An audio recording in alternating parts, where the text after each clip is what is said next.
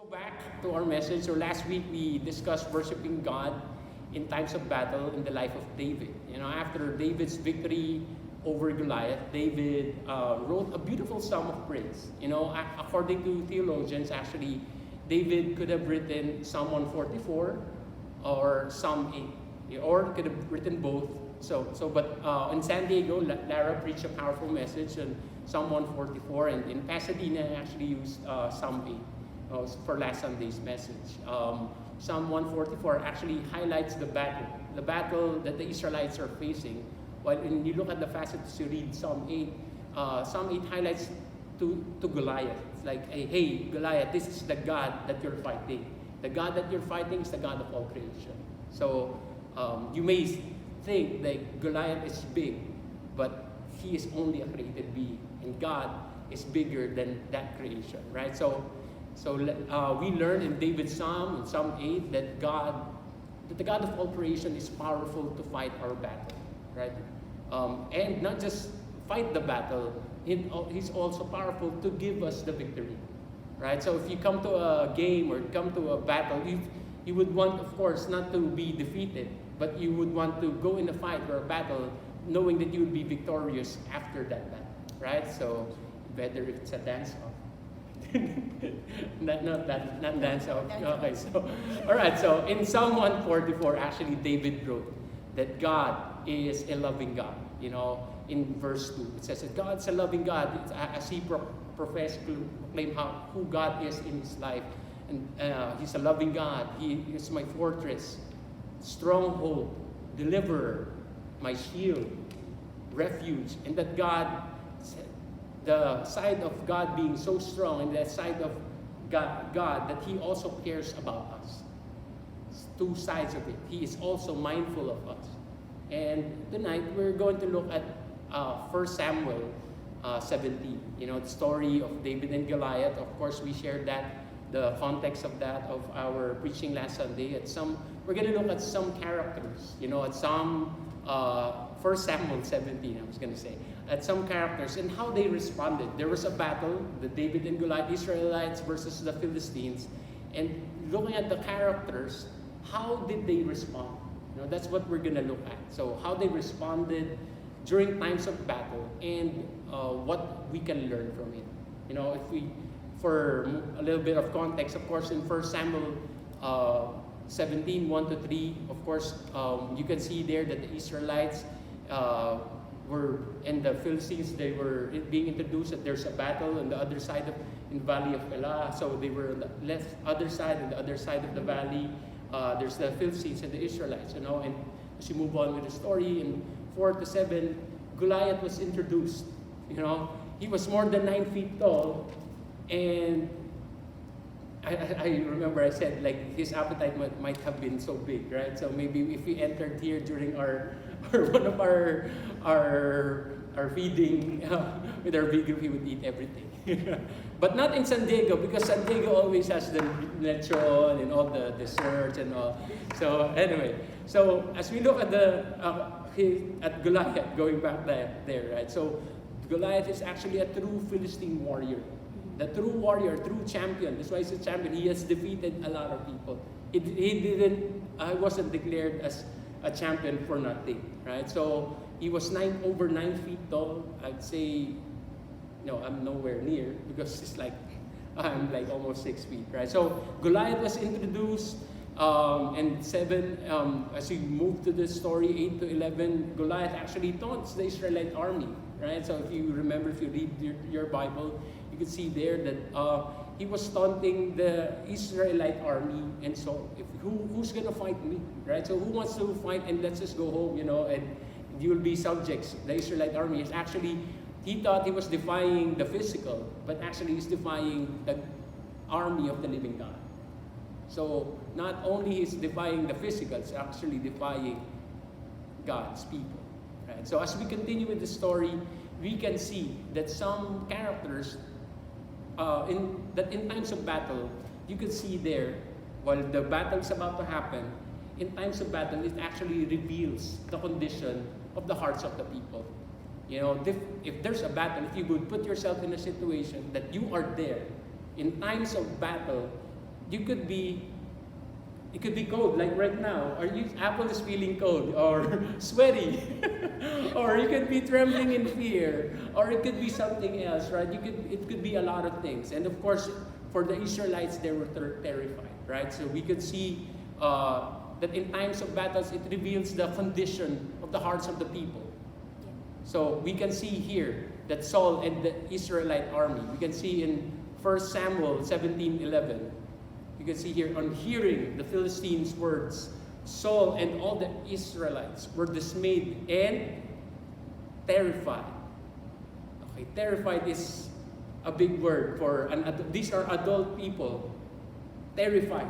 You know, I see my son when he's like this. I would call him. I remember like when he's actually afraid to, time to sleep, and then he was afraid of the dark, and he would just run. That's a boy. Just an 8-year-old boy. But if this is hundreds, all men, they were terrified. Can you imagine that? It's like if you see men doing victory group, just like, wow, it's really encouraging, right? Could you imagine hundreds of men terrified? They're so afraid. That's what it is. When they saw Goliath, it revealed the real condition of their hearts. They were terrified. I mean, if I was there too, maybe, perhaps I would be there. In actually 1 Samuel 17:24-25, it says there, the Israelites, they all fled from him in great fear. Not just small fear, in great fear. So terrified of the giant, right? So Saul and his army were afraid and forgot that God was on their side. You know, they were looking at the physical and not relying on their own strength.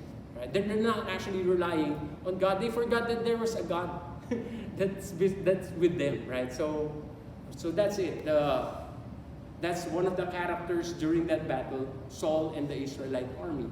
You know, and before I move on, is there anything you want to add?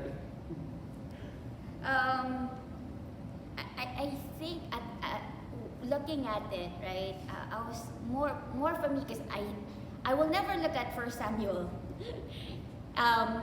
chapter 17 the same ever again. You know, the way that we are, learning about this, studying it and dissecting it, right? So, but as I was reading it, the question for me was, why were they afraid?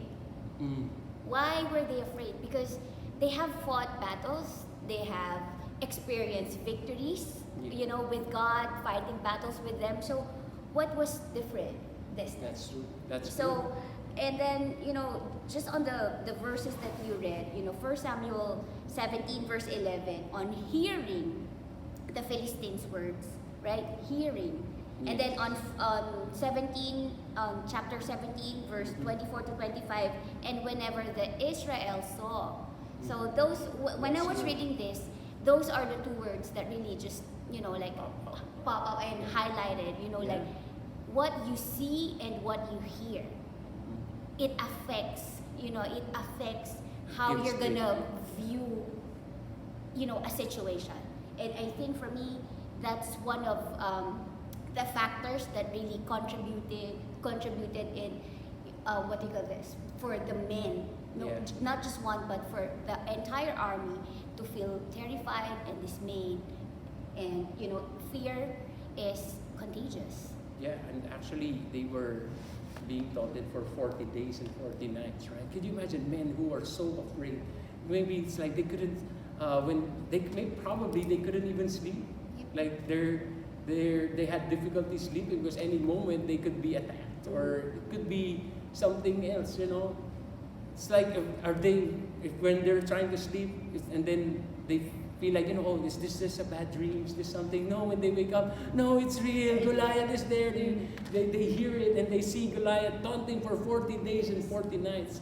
That must have been so difficult to see, right? So that's one of the characters. In face of the battles, that revealed the condition of their hearts of Saul and the Israelite army. Could you imagine what Saul was feeling at that time, right? So you're the leader, people look up to you, and they have nothing to, it's like, what's gonna happen? Am I gonna strike?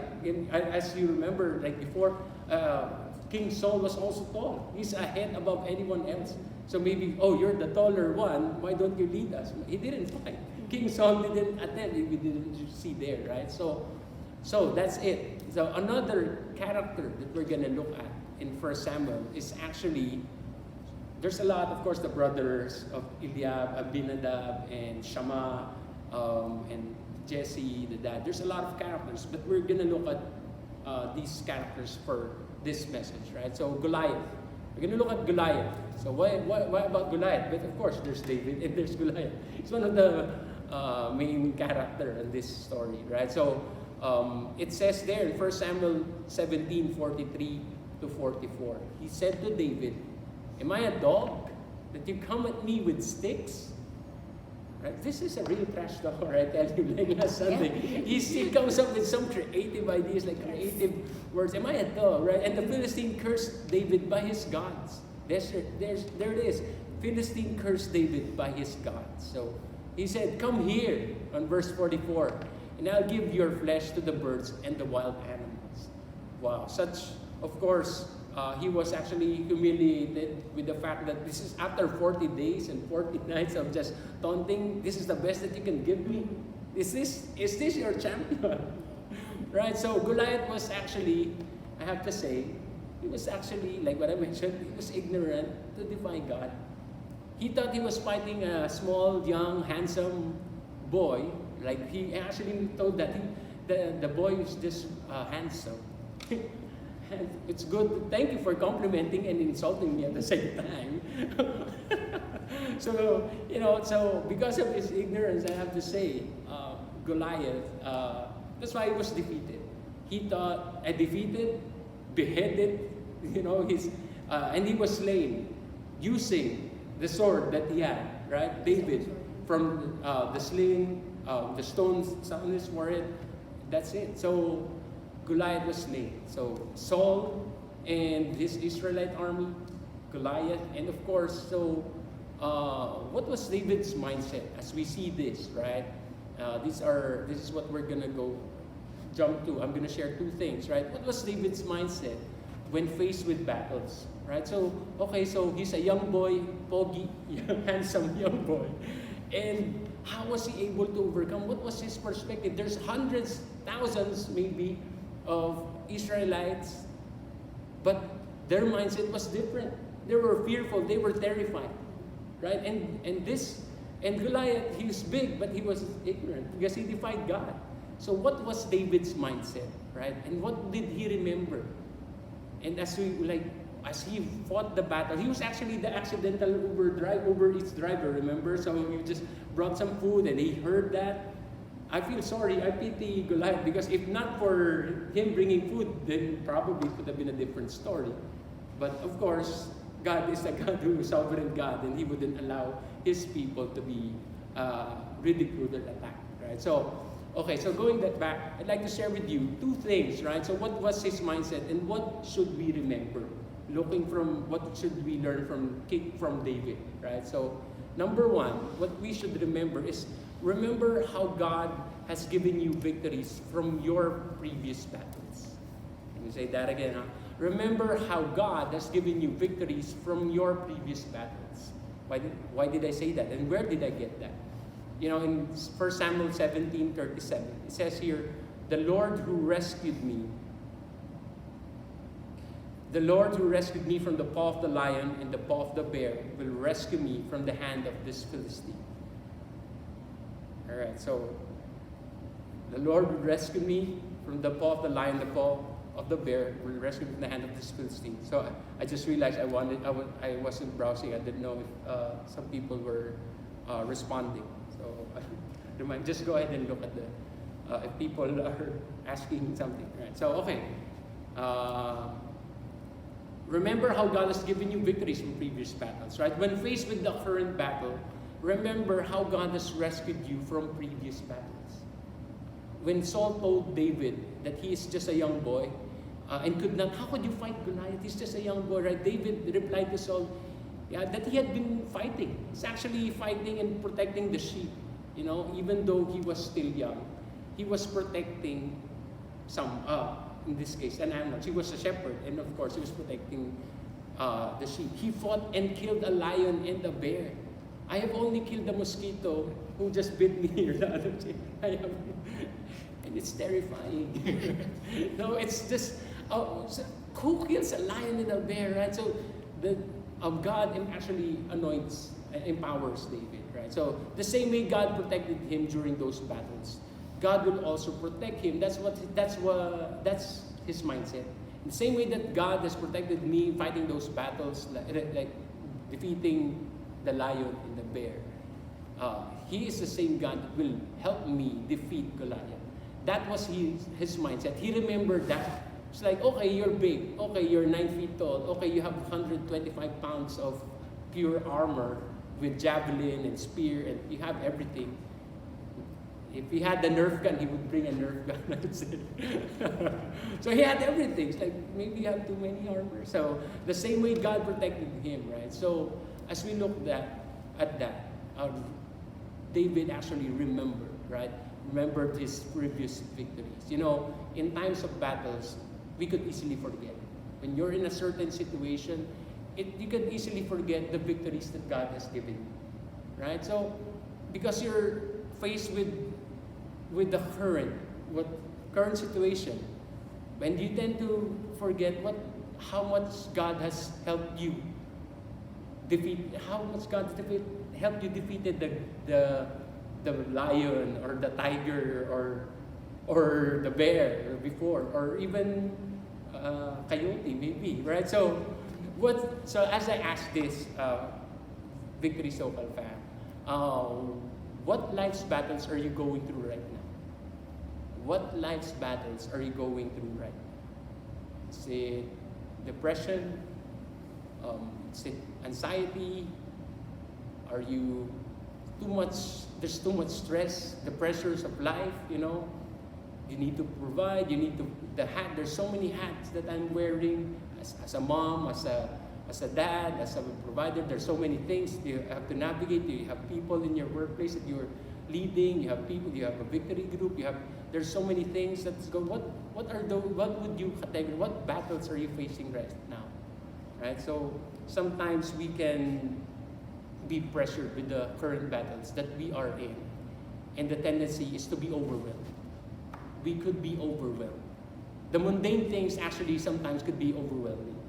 You know, it's the same routinary things, but you didn't really, it's like, especially when you're alone, like it's difficult. And you could actually tend to be paralyzed. Just like how the Israelite army, when they saw Goliath, remember? So like, they were paralyzed. They didn't know what to do, like what you mentioned. Upon hearing and upon seeing Goliath, they were actually paralyzed in the effort. They were in fear. They were terrified that they didn't know what to do. They forgot. They forgot that God has delivered them before. They have conquered the land. Where they're in, it's a promised land, and then they forgot, right? They forgot God has rescued them from the previous victories, and that they are God's chosen people. They just saw the physical. They just saw the current. You know. So how about you, Victory SoCal fam? Anything you guys want to share, or Apple? Anything you want to add from this? What I like about David is that you could see that he was secure in his identity. He knew his God, without a doubt. And that's why when he heard Goliath taunting, defying the armies of Israel, there was no doubt in his word that they were going to lose. Yeah. Victory was at hand. So for him, because when I was reading it, he was asking, what's going to happen to the person who beats this Philistine? You know, like, who dares defy the army of Israel? Who dares defy my God? Yeah. You know, like, for us, right? When someone dares you something, to do something, right?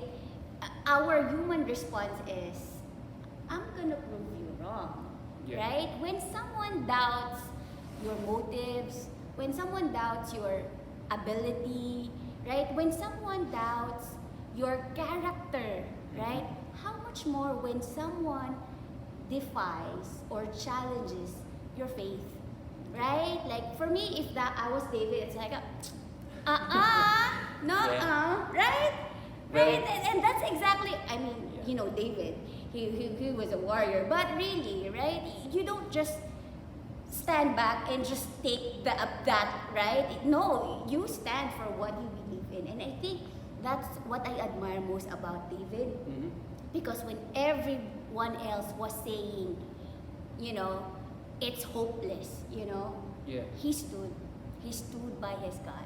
And remember, he was a young boy then. Exactly. It's not like this is 16 years after, when he was, 20 years after he was crowned king. He was still a young boy, he was still a shepherd. He was anointed, but at the same time, he was still a young boy.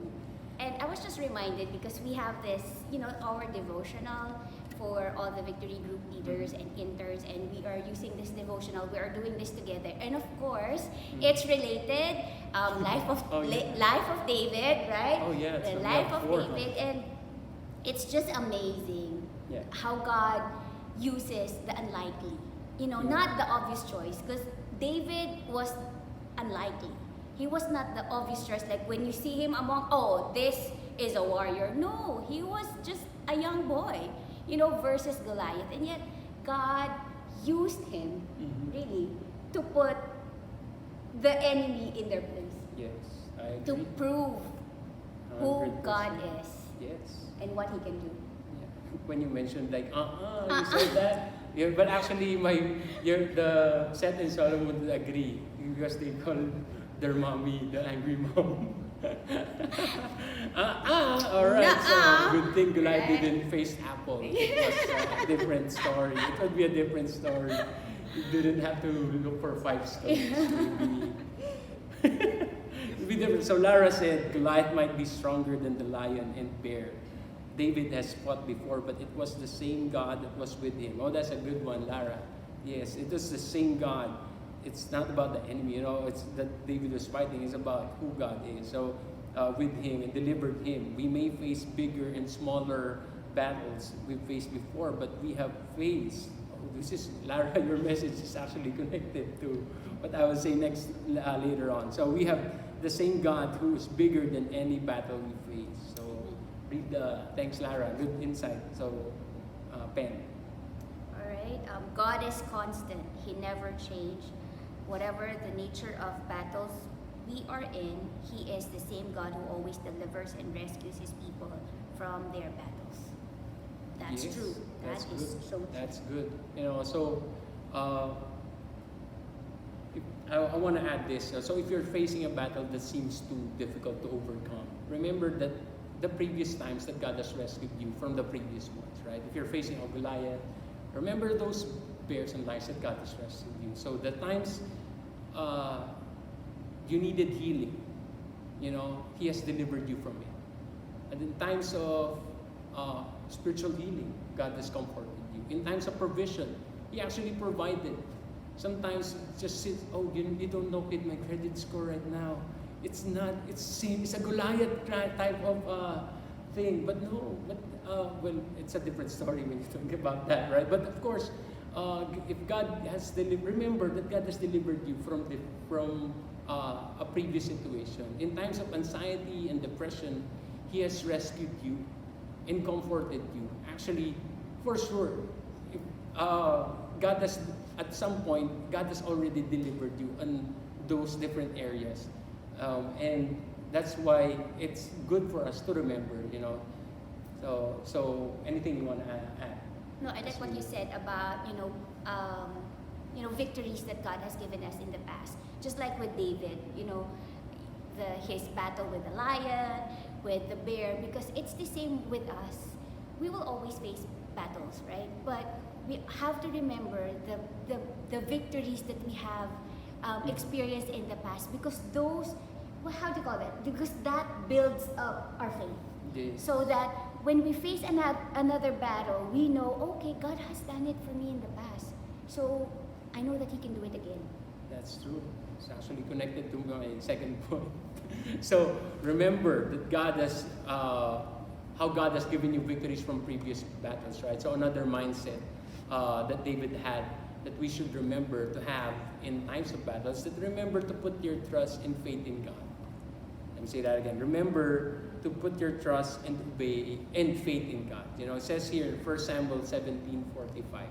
I like this. So David said to the Philistine, to Goliath, "You come against me with sword and spear and javelin." 3, sword, spear, and javelin. That's how you only have 2 hands. You have 3. So we all know somebody was helping him, right? So the shield bearer. So, but I come against you. Notice he has 3.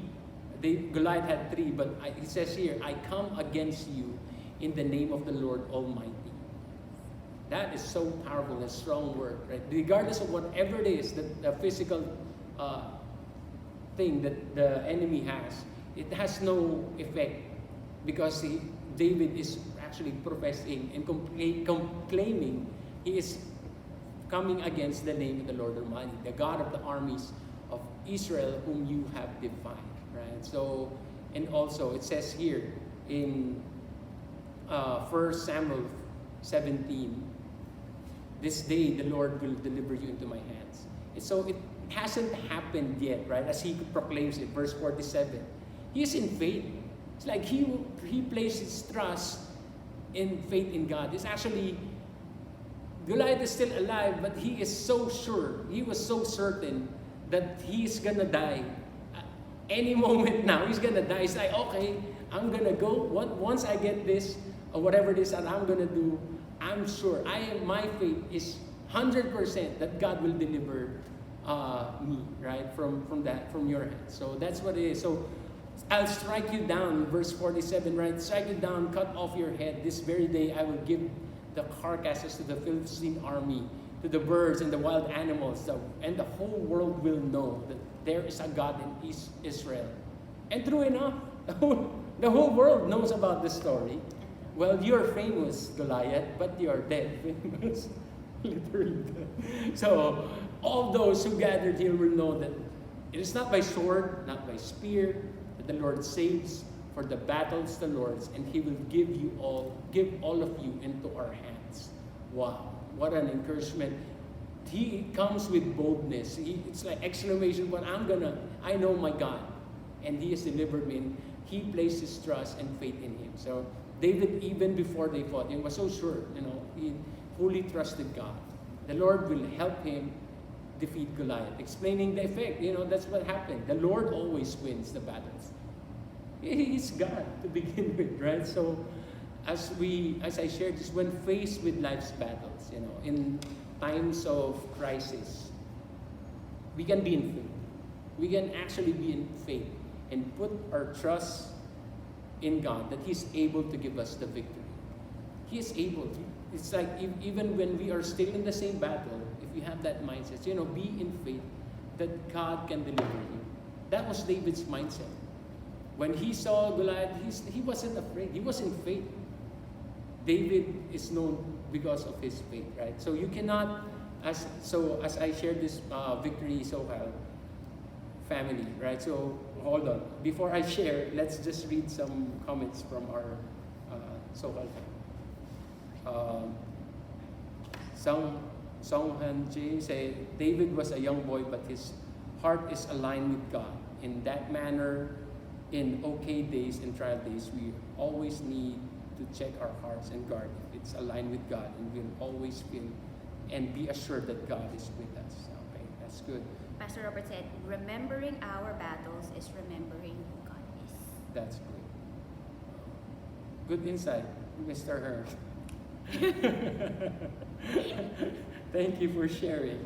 Yes, I agree. So Kevin said, the Israelites forgot that they have a God way bigger and powerful than Goliath.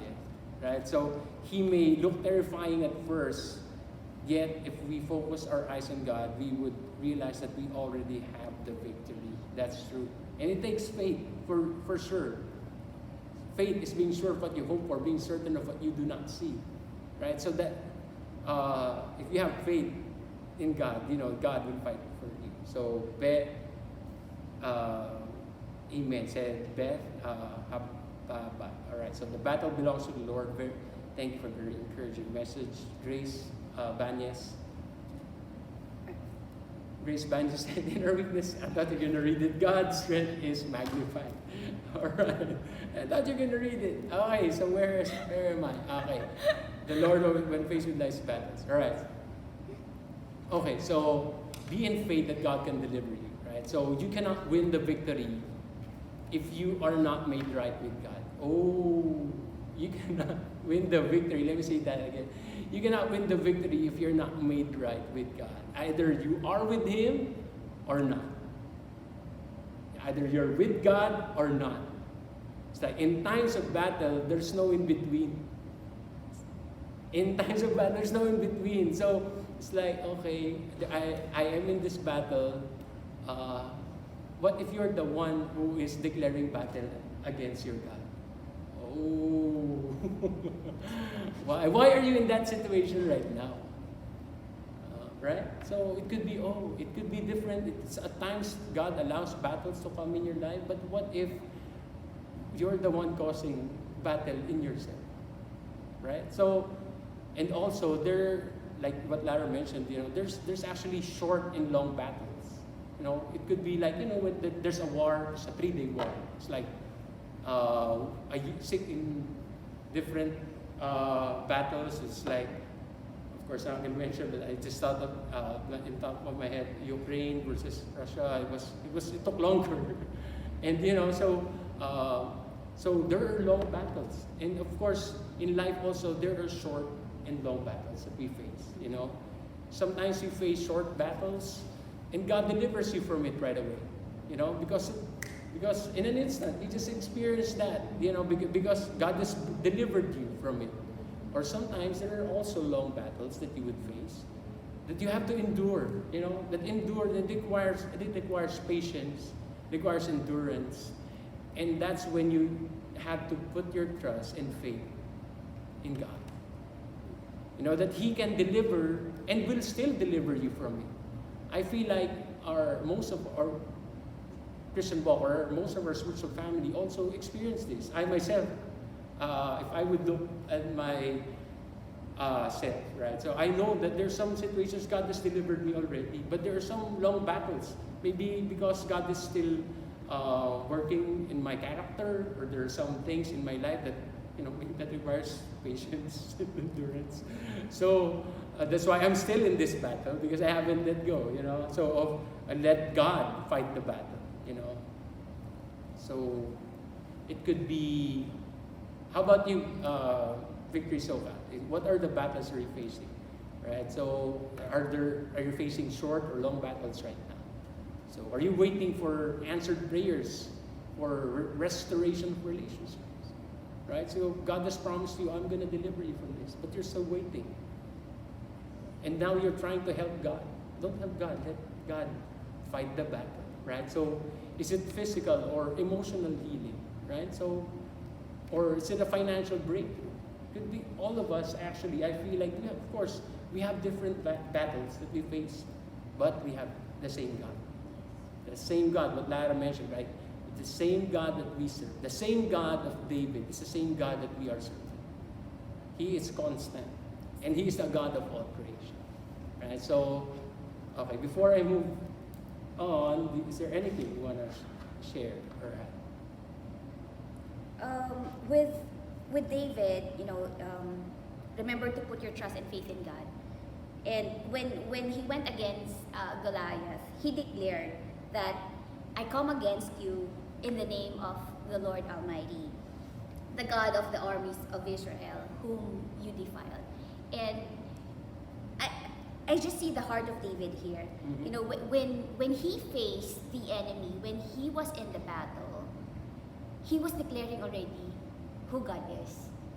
Because sometimes the thing with us is when we have battles, we try to take things in our own hands. Yes. We try to fight it using our own strength, using our own, relying on our own knowledge, past experience, and then God sometimes becomes the last resort. Yeah. But with David, God came first. Yeah. His faith and trust in God was top priority. Yeah. And it resulted into action.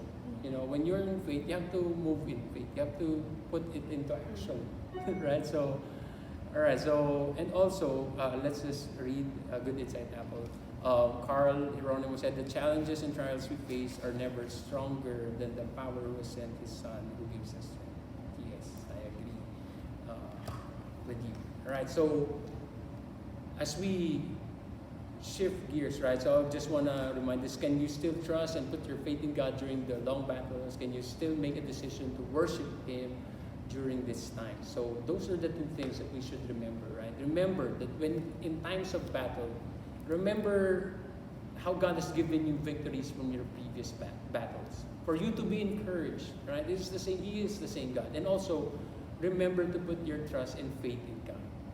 Those are the two things. Those were David's mindset during those